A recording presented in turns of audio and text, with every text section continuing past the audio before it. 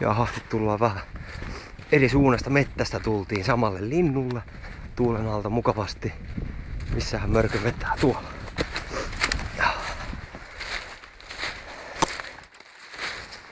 Teessä varmaan ihan hyvä haku.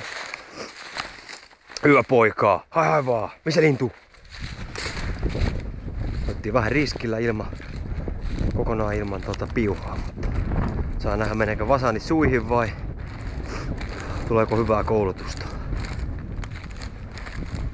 Nyt näyttää olevan aika lähellä varmaan lintu. Paikka! Hyvä poika, paikka!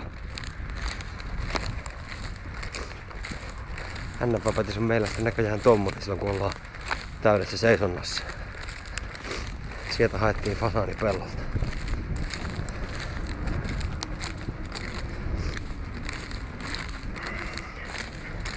Aika hyvin tietysti pysyvä kyllä. Nyt pitäisi saada tuo naru vielä kaulaan jossain kohtaa. Katsotaan onko meidän käy. Kyllä varmaan lopettaa tässä kohtaa. Hyvä poika. Paikka vaan.